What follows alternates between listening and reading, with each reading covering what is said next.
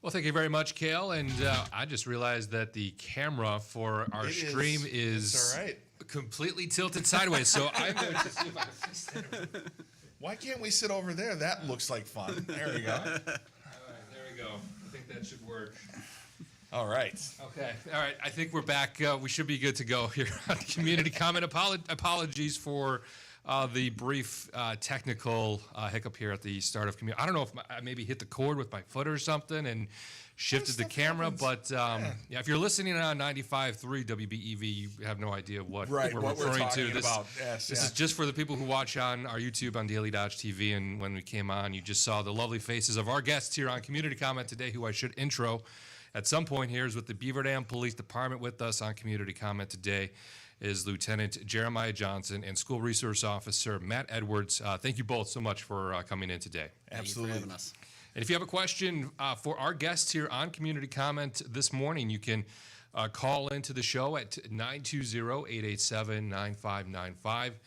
Call or text that number, you can call 920-885-4446. Again, if you have a question for our guests here on Community Comment today with the Beaver Dam Police Department, Lieutenant Jeremiah Johnson and School Resource Officer Matt Edwards.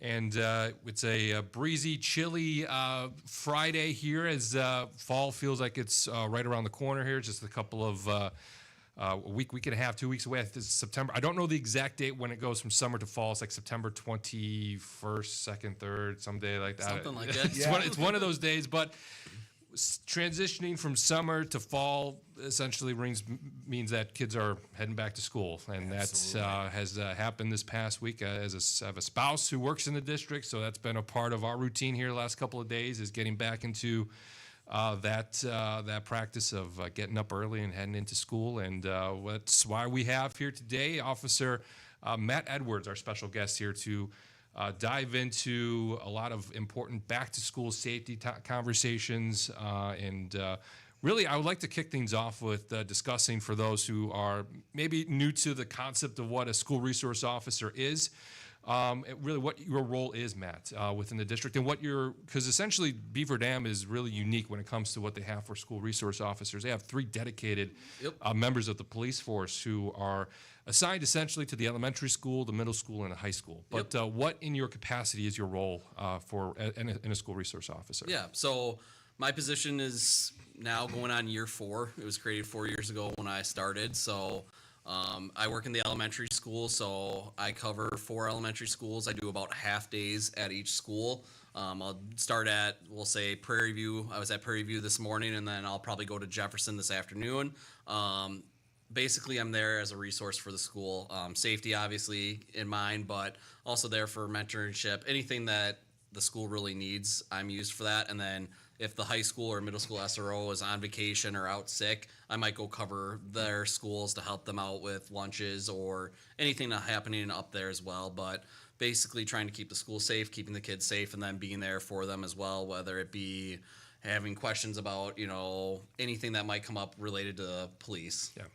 And you mentioned now 5th year that you are, fourth year, that you will be serving in this capacity as a school resource officer. Is that something that the opportunity opened up and you felt like, all right, this is something I'm interested in, or did you always have an idea that you wanted to do this? It was, I would say, a career goal was always to hopefully end up in the schools. I'll be the first one to say it. I was not the best student when I was a kid, which I had a lot of C grade averages, enough so I could stay eligible to play sports. But I do think that helps me connect with some of these kids. I can be the first one to tell them, like, hey, I wish I would have tried harder at school. It would have probably made college a lot easier for me. So I think that goes a long way with the kids. And sometimes they don't want to talk to a teacher. They want to talk to somebody else. And when I tell them, like, hey, I work in the schools, I don't work for the schools. Hey, I'm here to listen to you. Sometimes that works for the kids. But I had applied for the high school SRO when Officer Carroll got it. And then a couple months later, the school district and police department kind of started talking about adding a 3rd position. And like you said, we're a very unique district that we have 3. There's a lot of districts way bigger than us that have only 1 or 2 that covers more schools than we're covering. So we're very fortunate to have 3 of us. Yeah, why is that so important? Is it just allowing each officer to spend as much time as possible in each school and connecting with those kids, that you have 3 officers, one dedicated to the elementary, middle school, and high school, that they can spend that time connecting with those students? I definitely think so. I definitely think we kind of talk between the 3 of us, like, my job's to make Officer Dakota's job at the middle school easier. His job's to make Officer Carroll's job at the high school easier. And when we can start making these relationships with the students now, I think it goes a long way. Like, my first grade that I started interacting with is now the freshman class that is at the high school. So those were my first 5th graders when I started. So now it's starting to be like everyone at the middle school that if they've been in the public school and elementary, I've had them. So if I go up to the high school or middle school to go see what's going on, a lot of times the kids are coming up to me and going, hey, you were at my school. Or even elementary age, I sometimes have kids that, they went to Jefferson last year, but their family moved to a house that's now in Washington's district. So they're now coming up, wait, you come here too? Because, elementary students sometimes don't realize that I cover all 4 schools. Sometimes they're just like, oh, I just thought you were at my school. I'm like, well, do you think I just hide in my office all day then? Because I only see you about 2 days a week. But it's a really cool opportunity that I get to help mentor and help work with these kids. Maybe putting you on the spot here, but is there something that stands out to you over the last couple of years doing this job that, just the connection with students, or a moment that stands out going to graduation and seeing these kids move on in their academic career? What stands out to you? Honestly, it's really cool. This year or last year was probably the coolest moment. My daughter started kindergarten, so she's a first grader this year, my oldest daughter. So, and then I got a niece and nephew that go to the district as well. So kind of being part of their routine as well, that they get to see either Uncle Matt or Dad at school is kind of a unique opportunity that if I was on the street, I wouldn't have that opportunity to be part of their school life. But it's cool because then, when I'm walking to school with them, either I'll hear, well, that's my uncle, or I'll hear, that's my dad. So that's kind of a cool side of it for me. That's awesome. That's great. Again, our guests here on, Community Comment this morning, members of the Beaver Dam Police Department, Lieutenant Jeremiah Johnson and School Resource Officer Matt Edwards here on Community Comments. Here we have to take a short break. We'll be back with more Community Comment after this. Are you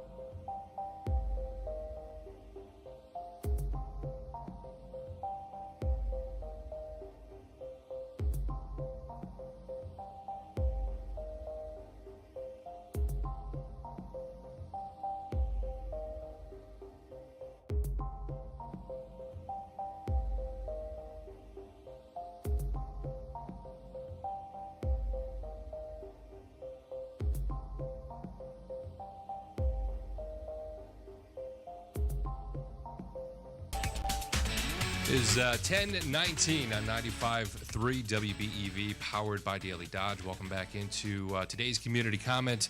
I'm your host, Kevin Haugen. Our guests here on the program this morning are with the Beaver Dam Police Department. With us is Lieutenant Jeremiah Johnson and School Resource Officer Matt Edwards, who focuses at the elementary school here in the Beaver Dam School District. Again, if you have a question for our guests, be sure to call in at 920-885-4446. If you have a question, again, if you want to call in, to text the question in. If you don't want to call in, you can do that at 920-887-9797. 9595. Again, 920-885-4446 to call in, 920-887-9595 if you want to text your questions. And to our guest, Beaver Dam Police Department Lieutenant Jeremiah Johnson and School Resource Officer Matt Edwards here. And in the second segment of Community Comments, we will be focusing in on some specific safety tips and recommendations and things just to highlight with the school season getting underway here, not just in Beaver Dam, but across Dodge County as well. And again, that's why Matt Edwards is here to discuss these things with us, as this is something that he deals with on a day-to-day basis. And want to kick off this conversation focusing specifically on crossing guards and what they do, their role that they play, and just making sure drivers are stopping and paying attention to those folks in the yellow vests on the corners there as school starts and ends. But what are some of the things that we need to know when it comes to crossing guards? Absolutely. So just in general, driving around the schools themselves, you'll notice that we have the school zone speed limits. And those kick in when children are present. So if you happen to notice, and we put flashing amber lights on the top of a lot of these school limit signs, especially on the main road. So Washington Elementary on State Highway 33, aka North Center Street, you'll see those there, and that's one of our heaviest traveled areas where there's a school zone, I think. So I always talk about that one, but just because that's the one that has the heaviest traffic most people go through. So once you get into one of those areas, especially now that the school year is out and there are children on the sidewalks getting dropped off, picked up, school buses in the area, you'll see those crossing guards with the yellow high visibility vests on and the badges and their stop signs. That's like your signal to look up, slow down, make sure you're driving that school speed limit right there. And I believe is it 20 or 15? 15, right. Yep. Thank you. So anyways, yeah, make sure we're going 15 miles per hour in that section or whatever the posted limit is and whatever school zone you're at. Reason being is it allows the motor vehicle to stop a lot quicker. It very much decreases the stopping distances if there's an emergency where, let's say, a ball from the playground or a kid trips and falls as they're crossing the street, or sometimes kids, they're not paying attention. They suddenly have movement out into traffic, which is not good. They can't be doing that, but they're not thinking, and it's, to prevent somebody from getting hurt, that allows you to stop quickly. So that's the number one thing, is make sure we're driving that speed limit. Beaver Dam Police Department is doing extra patrols, especially now at pickup and drop off and at the beginning of the year. We'll probably be writing citations for people who are not following the speed limit in the school zone area. So crossing guards, talk about crossing guards, that was number two. Obviously, if you have a crossing guard that's standing out in the middle with their stop sign up, you have to stop. You have to make sure that you're not going into the crosswalk area. Most crossing guards, what they will do is they will wait for there's generally an opening in traffic. However, kids may not be able to make it across before that next car comes. So the crossing guards want to be courteous. They don't want to be delaying your day. However, they have to make sure those kids are crossing safely. So what they'll do is they will come to the edge where the crosswalk starts. They will put up their stop sign, make sure that the traffic has stopped. They'll look both ways for the kids. Then they'll come out into the crosswalk, and then they'll tell the kids to start crossing. So while the crossing guard is in that crosswalk with their stop sign up, you have to stop and you have to wait. Actually, as a general rule in law in the state of Wisconsin, anytime there's somebody in the crosswalk crossing, whether or not they're a crossing guard, whether or not they're a student, you have to yield the right of way to them. But especially for the crossing guards as well. Here's a question here, because I wonder this myself as somebody who drives through school zones in the early mornings as kids are getting dropped off and there's crossing guards out there. Say if a crossing guard is stopping traffic one way as kids cross and parents cross a sidewalk from one side to the other, and you're stopped kitty corner or crossing the other way, they're not looking at you, but you're stopped and you see the stop sign up and they're stopping traffic from crossing the road in front of you to cross the street. As a motorist, should you also stop if a crossing guard is out and they've got their sign up? Is it all traffic at all four roads coming to that intersection need to stop, or is it just the direction that they're pointing at? Technically, it's that one way. Okay. It is that one way. So I highly recommend that if you are going through that intersection, use extreme caution. Yeah. But yes, technically, it's only one way. There are a couple of times where I've seen crossing guards try to stop traffic in all four directions, if you will. And that for that reason, we say it's one way. Okay. You know, it's at that one direction, the north-south, if you will, not the east-west or vice versa, you know. But yeah, in general, if you do come across that situation as a motorist and you do see that your flow of traffic is the one that's actually crossing the street, please use extreme caution when you're crossing that intersection. You never know when there's a kid who's going to make a right turn or not wait. Most kids, especially as school goes on, you know, in the first couple of weeks, they get trained by the crossing guards, if you will. They get used to how they are supposed to cross the street. They get better at it. But yeah, that's why I say use extreme caution. But technically, it's that one direction of traffic that's supposed to stop. And I'll say, and watch turns as well too. You can't turn in. You know, like if you're making a right turn into, you can't be doing that. Go ahead. yeah, and I'll say too, our crossing guards are pretty great. We always have a meeting with the crossing guards before school starts, and most of the crossing guards, they're not doing this for the money. Like they're doing it because they love helping the children out, and a lot of them do the same corner every year. Usually it's not a big deal when we go through and go, hey, do you want your corner again? They all want their corner because they know the kids, they know the school, and they do a really good job. We have that same conversation of, you know, making sure we're just crossing one way, because sometimes we'll have kids that, you know, have to cross and then take a right-hand turn or whatever. But the crossing guards do a good job of realizing that and working on just doing one way and then going out to cross them the other way. Yeah, and one big thing too you mentioned is eliminating distractions when you're approaching a school zone. We saw it I think it was last springtime around that time. Yes. We had a motorist, I think it was on South Center or by Washington Elementary School, where there was an incident where a driver came through and ended up hitting a crossing guard. I don't know, I believe distracted driving was a part of that, but it was... Almost hit the crossing guard. She fell, and yeah, it was... Correct, yes. Yep. Mm-hmm. So we've seen an incident here not too long ago where a driver, I'm sure not deliberately, but still not paying attention, driving through that school zone, and it could have been thankfully, I know there's some minor injuries, nothing severe, but still it could have really been a not a good situation. I'm glad she was watching, because if she had not, that kid probably would have gotten hit. So yeah. When it comes to crossing guards, is there a need to, you know, obviously there's a call that comes out in the summer before the school year starts. Hey, if anyone's interested, come in, you know, take the course, do this role. Is there a need here, you know, looking ahead to the school year, that you guys need crossing guards, or are we set for the... So we will take applications. We're always looking for the right people. Yeah. I believe we have all of our full-time positions fully staffed, but we are always looking for subs, because, you know, sometimes somebody goes on vacation, or gets sick or whatever, and we need crossing guards. So yeah, if you are interested, the application for crossing guard is on the Beaver Dam Police Department website, city website. And you guys can print that off, drop it off at the police department. Considering that it is the beginning of the year, it depends on what the stats are, when we'll get back to you, but we'll hold on to that application and give you a call if it's time to hire. So, great. Yeah, and as a part of this conversation about you know, being aware, we're keeping an eye out for crossing guards is just the overall message to drivers that you just drive safely and be overcautious when you enter into a school zone. You mentioned already that the speed limit drops down is typically around 25. It drops down to 15. There is just an importance of a heightened awareness when you're in these school zones to make sure that, again, you don't see a kid that just jets out in the middle of the road. And but it's just important for drivers to make sure their head's on a swivel and keep an eye out. Absolutely. Yeah, and it's a good conversation for parents to have with their kids too, about making sure you're not taking your bike full speed crossing the road too. The kids should still be stopping the crosswalk, or the crosswalker should be telling them, hey, you're good to cross before the student goes. Or if there's nobody there, still looking both ways before they just jet out. Yeah.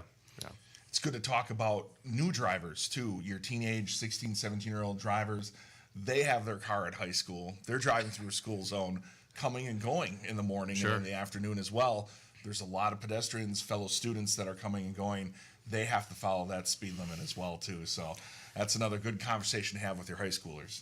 Yeah, it's important all around to be aware, not just as school starts and as it's fresh in our mind here as we're talking with members of the police department, but throughout the course of the school year too. This is stuff that is important to hold on to and keep at the front of your mind as you're driving through the school zones. As school starts and lets out, it's again important to be aware and keep an eye out for kids and crossing guards in those areas. Again, we're with members of the Beaver Dam Police Department here on Community Comment. With us is Lieutenant Jeremiah Johnson and School Resource Officer Matt Edwards. We have to take another break here. More Community Comment is coming up next. If you love brats and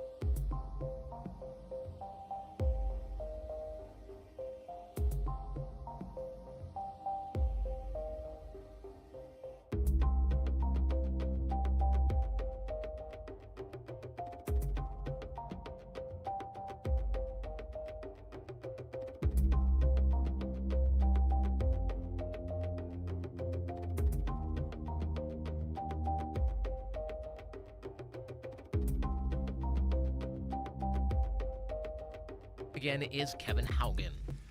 Well, thank you, Kale, and welcome back into Community Comment. Our guests on the program this morning are members of the Beaver Dam Police Department.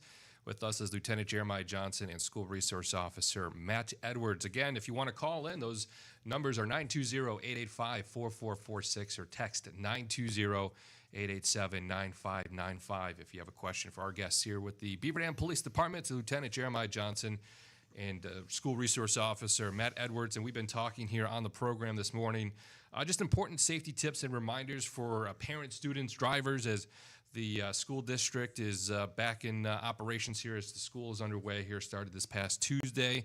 Talked about crossing guards and the importance that role that they play here in getting kids safely to and from school, and being aware as a driver, your role in keeping kids in the crossing guard safe, and parents as well. And want to highlight too, just obviously living in a city like Beaver Dam, a lot of kids do walk to school. So there is that capacity of a lot of pedestrians on the sidewalks when school starts and when school lets out. But there's still buses that come in and pick kids up. There's kids that live in the rural communities here outside of Beaver Dam that come to the school district here. And there is just the awareness also that needs to take place when it comes to when a school bus is picking up a kid and dropping off a kid. There's just some things that we need to be aware as drivers when that happens. Absolutely. So the number one rule to remember is if you see a school bus and it has the flashing red lights, the stop sign is out, the bar is out, but the key there is the flashing red lights by law. If you're either coming towards the school bus or coming up from behind, you have to stop and make a complete stop 20 feet from the bus. Reason being is they're probably having children cross the street, if you will, to get onto the school bus. So school bus operators will slow down. They'll maybe turn on the amber lights to kind of warn you, like, hey, I'm slowing down. They'll make that complete stop. They'll turn on their red flashing lights. They'll put that bar out, the stop sign, wait for all the traffic to stop. They look both ways, in front and behind them, and then they wave the kids across and they get safely onto the bus. So that's the key right there is motorists. I understand that, especially in the morning, you're trying to get to work on time, and maybe following a school bus is not the most expeditious, way to get to work. However, they need to make those stops safely. So there is a fine associated with, and I just looked it up, and it's gone. It has this. Oh man, it can be very. I want to say it's upwards. It can get up to like $500. I believe between $500 and $1,000 yes, is pending. If it's a second offense, I believe it essentially multiplies. Depending upon if you've done it a couple times in a row. Yes, yeah. Don't do it. Yeah, it's going to cost you some money. And the thing is, with most of the new buses, a lot of them do have video cameras now, inside and outside the vehicles. So they're going to get the plate of the vehicle going past it, which is a lot easier for law enforcement to follow up then. Yeah. So if there's any question of what the school bus driver or the kids or another witness says, it's recorded on camera. Yeah, we just ran a story this morning. This is obviously a different agency, but the Sheriff's Office app, they have a feature on there now that allows bus drivers to flag if a vehicle does not stop for them, or even if another driver sees a vehicle disobey those stop signs when a bus is stopped and that amber lights are flashing and they drive, they can submit that complaint, and the Sheriff's Office will be able to follow up. Or if you see it, if you catch a license plate, do you recommend also, if you don't have time to fill out a form or something on an app, you can call the non-emergency number and report it to law enforcement? Right. So what I would do is you can use that app. That's not a problem, because whatever the sheriff gets, they will send to us, because they are our dispatchers. So you can do that, or you can speak with the dispatcher and they will get sent to an officer on the non-emergency number. Obviously, if there is an emergency where there's an accident involving a school bus, call 911 immediately. But hopefully, we're looking to avoid that as much as possible. So that's why we are talking about this. But yes, you can call the non-emergency number and let us know, and we will look into it. Yeah, absolutely. It is rare. I just wanted to kind of note this, that inside the city of Beaver Dam proper, you will very rarely see the flashing red lights where they stop traffic going both ways. The way that the ordinances are written, with the existence of sidewalks and things like that, the school bus companies will not use the red flashing lights within the city of Beaver Dam, within the border of the city. You'll see the flashing amber lights, and I wanted to talk about that too. So the flashing yellow or amber lights, Those in general are a caution warning. So the law states that you are supposed to move over. You can pass, do so very slowly using extreme caution, and move over to the left side as far as you legally can, and pass that bus with great care. But yeah, that's the difference between the amber and the red lights.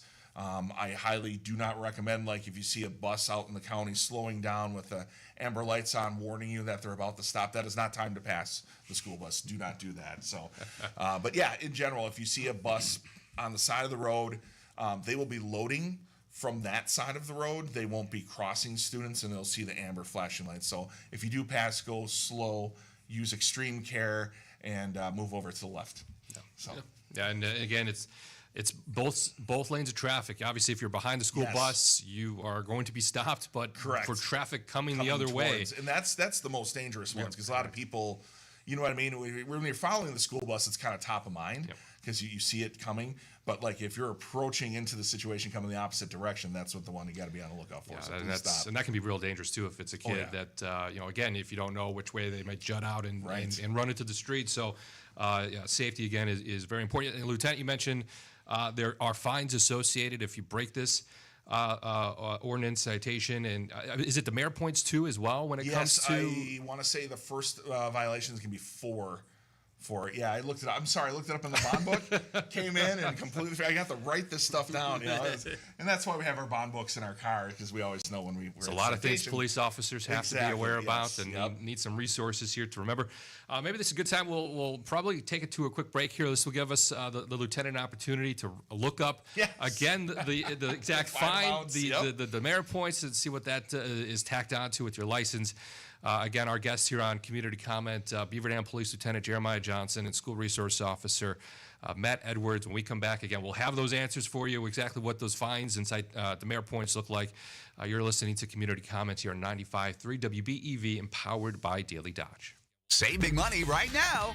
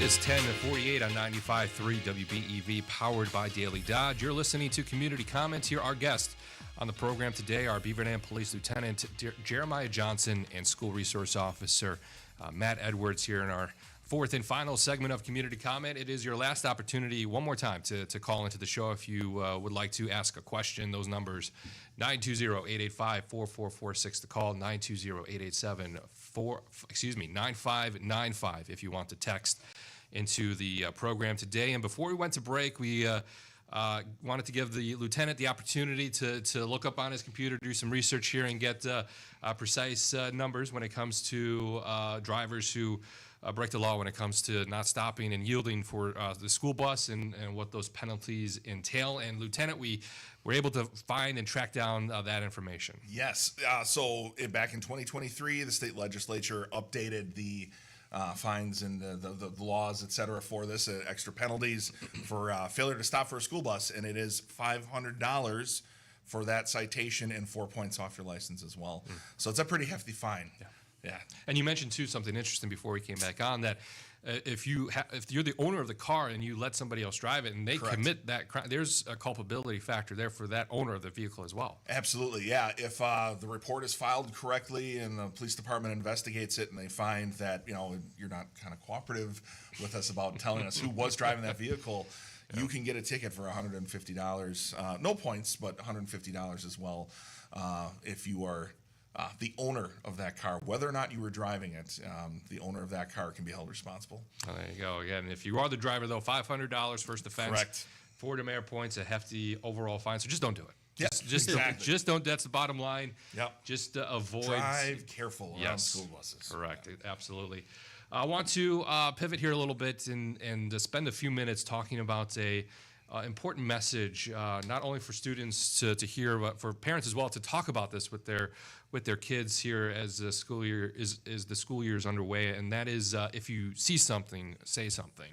A lot of times we hear stories about kids potentially seeing or overhearing something in classes, and that information then getting back to a teacher who can then report it to law enforcement, or the student talks with their parents about it, and then it gets shared along with the people who should get that information. But why, Matt, is it so important for students to know this message here? It's really important because ultimately, if we don't know about what's going on, we can't investigate it, depending on what it is, whether it be maybe self-harm with a student or, a threat to the school building or another student. The district is very good about getting reports by students. They really push out SUSO, which is a state funded and state-ran agency that is where you can go report either putting your name on the report or anonymously. You can report something that's happening in the building, and then they get the form, and then they actually email it to admin and all the school resource officers as well. So, which is really handy for us, because then if you don't want to come talk to somebody or you don't want to come to the office to let us know, you can go on your computer, on your phone, submit it to the state. State sends the email to us, or even calls us, depending on what level of threat it is or what's going on with that. They'll let us know so we can start investigating right away. And it's really useful because we've had it on the weekends too, where a friend maybe makes a self-harm comment. They report it to SUSO. SUSO actually will call the police department then, and our agency is really good about letting us know after the fact too. They'll go investigate it on the weekends because most of us SROs are off on the weekends because we kind of have that school schedule. Yep. We're very lucky. But then say Jeremiah Johnson is working over the weekend and he gets that call, he can go investigate it, and then he'll send us an email that we can then follow up with school counselors or the admin team or ourselves on Monday to look into it. And then there's a process for a threat assessment. If it is a threat and your student is either a victim of it or maybe the student that made the threat, depending on what level it is, there's a state form that we go through, and the school district and police department take it very seriously. We work on it together. And then usually it might involve the suspect student being suspended from school or out of school while we investigate it. And then there'll be school consequences and possibly law enforcement consequences from it. And this really kind of circles back around to what we kind of kicked off this conversation with this morning on the program, talking about the school resource officers, what their role is in the school district, and that is to essentially build trust with students so students can feel like they can approach law enforcement and not feel like it's something that they shouldn't do or can't do, but they recognize your face and they say, oh, this is somebody I can trust. This is somebody I know, I've talked to. I've seen them in my school. They come into my classroom, and I'm sure that the hope is obviously it makes it easier for them if something, they overhear something or they see something, that they can approach you and talk to you about it. And like I said, we can't do anything if we don't know about it. So that's why we really push them either coming and finding us to tell us in person, telling administration, or filling out the form online so that it does get to us so that we can look into it. Yeah. I was just going to say, you said SUSO before. That's SUSO. Yep. Speak up, speak out. There we go. All right. And that's a statewide program, correct? Okay. Yep. Fantastic. And again, important stuff and really good information here to share with our listeners and viewers here with members of the Beaver Dam Police Department, Lieutenant Jeremiah Johnson and School Resource Officer Matt Edwards. We just have a few more minutes left here on Community Comment today. With that time, want to highlight a really fun and really a great charity event that's coming up here at the end of September that pits the Beaver Dam Police Department and the Dodge County Sheriff's Office against each other. Absolutely. So our charity softball game is coming up. It's going to be Saturday, September 20th. Refreshments and everything else starts at 11 o'clock, and the game starts at 11:30. So there's all kinds of fun for the family out there. Very good refreshments. I worked the concession stand last year. They had pizza, nachos, I believe hot dogs and burgers and everything. So it was actually a lot of fun, a lot of good food out there. So come on out. It is the Beaver Dam Police Department versus the Dodge County Sheriff's Office. And every year we kind of pick a beneficiary where 100% of all the proceeds from this game go to that beneficiary. So this year we have Brinley Geezy. She's a 5-year-old girl from Mayville, loving school. She plays with her friends and 2 younger siblings being outdoors, but unfortunately she was diagnosed with a high-risk pre-B cell acute lymphoblastic leukemia. So essentially a rare form of leukemia, and she's receiving treatment for it at Children's Hospital. So with that, we wanted to make sure that her parents can be by her side and they have a little bit of financial support as well. And that's why we chose that particular family for our beneficiary this year between us and the Sheriff's Office. So it doesn't matter who wins. Hopefully Brinley and her family win. So, but we had a lot of fun. It's great, good community event. You can come out, you can rub shoulders with the officers and the deputies. You can, have a little fun with them too. Tell them that, hey, the Sheriff's Office is best, which is a lie because the Beaver Dam Police Department is best. We do have the trophy from last year. I was going to ask who was the reigning champion from. We are defending. I think we're split 50-50 for how we've gone. I think it's 2-2 that each team has won. So it's essentially the rubber match here. Yes. Obviously, until the following year, until you could potentially whoever loses ties it up, or whoever wins gain a little bit more ground.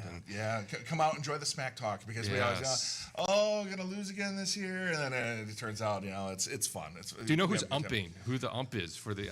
Last year, I want to say it was Mark DiStefano from the school district, and then was it the district attorney last year as well? Or did she play? I can't remember if she played. No, she didn't play. She was an ump. Okay, sometimes the DA has to get involved. Was there a pie in the face? Was that happening? Yeah, there was a pie in the face. That's what I thought. I remember that as well, which is always raffles fun. as well. Yep. All kinds of other fun stuff. I think they do a 50-50. Yes, 50-50 raffle, and then they have baskets that you can drop your tickets into to win whatever prizes are in those baskets.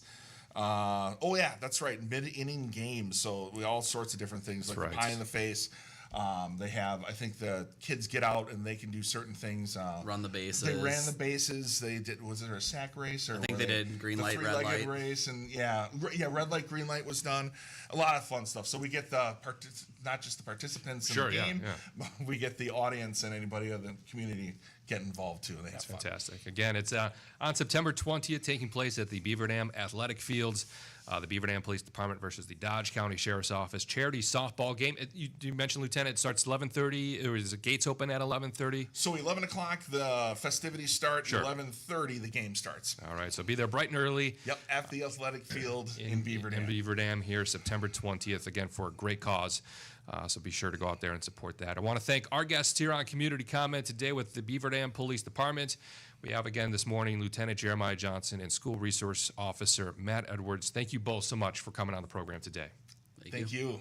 And that will do it for today's Community Comment. Are you an enthusiastic sports fan?